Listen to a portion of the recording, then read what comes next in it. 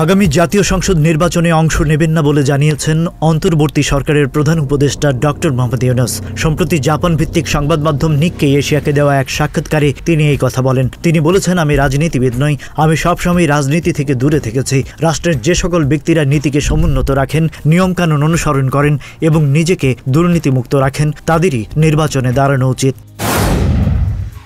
2023 সালে বাংলাদেশের দুর্নীতিগ্রস্ত খাতের তালিকায় পাসপোর্ট অফিস শীর্ষে রয়েছে বলে জানিয়েছে ট্রান্সপারেন্সি ইন্টারন্যাশনাল বাংলাদেশ টিআইবি। দুর্নীতিগ্রস্ত খাতের তালিকায় দ্বিতীয় স্থানে রয়েছে বিআরটিএ, তৃতীয় স্থানে আইন শৃঙ্খলা রক্ষাকারী সংস্থা। এই তিন খাতে ঘুষ নেওয়া হয়েছে সবচেয়ে বেশি। মঙ্গলবার টিআইবি কার্যালয়ে অনুষ্ঠিত এক সংবাদ সম্মেলনে জাতীয় খানা জরিপ 2023 অনুসারে এসব তথ্য জানিয়েছে সংস্থাটি।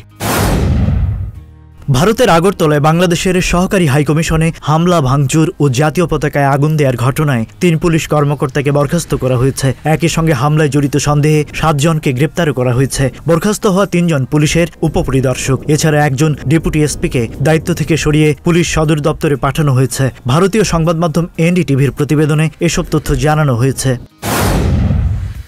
ভারতকে বুঝতে হবে, এটা শেখ হাসিনার বাংলাদেশ নয়। এই বাংলাদেশ স্বাধীন, সার্বভৌম ও আত্মমর্যাদাশীল। এই বাংলাদেশ নির্ভীক একটি তরুণ সম্প্রদায়ের। সোমবার ফেসবুকে আইন উপদেষ্টা আসিফ নজরুল লিখেছেন, ভারতের ত্রিপুরার আগরতলায় বাংলাদেশের সহকারী হাইকমিশন ভবনে হামলা ও ভাঙচুর করেছে বিক্ষুব্ধ ভারতীয়রা। এই ঘটনা গভীরভাবে ক্ষুব্ধ করেছে বাংলাদেশ সরকারকে।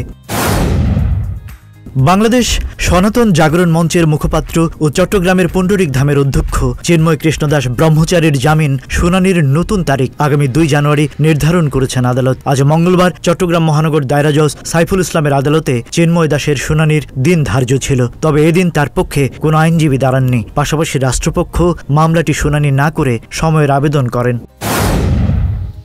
বিশ্বের সবচেয়ে প্রভাবশালী 100 নারীর তালিকা প্রকাশ করেছে ব্রিটিশ সংবাদ মাধ্যম বিবিসি। মঙ্গলবার প্রকাশিত 2024 সালের এই তালিকায় স্থান পেয়েছেন বাংলাদেশের রিক্তা আক্তার বানু, যিনি পেশায় নার্স এবং বিশেষ চাহিদা সম্পন্ন শিশুদের জন্য স্কুল প্রতিষ্ঠা করে প্রশংসিত হয়েছেন।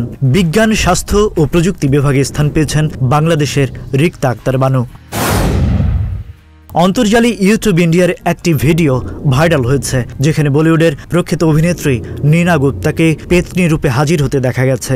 ভিডিওটিতে অভিনেত্রীর কমেডি দিকটি এতটাই সুন্দরভাবে ফুটে উঠেছে, ভক্তদের মধ্যে দারুণ উন্মাদনা দেখা যাচ্ছে। নীনা গুপ্তার এই অপ্রত্যাশিত রূপান্তর সোশ্যাল মিডিয়া ব্যবহারকারীদের দারুণ আনন্দ দিয়েছে। ভিডিওটি ইউটিউব ইন্ডিয়ার ইনস্টাগ্রাম পেজে শেয়ার করা হয়েছে এবং এখন পর্যন্ত 1.5 মিলিয়নের বেশি ভিউ হয়েছে।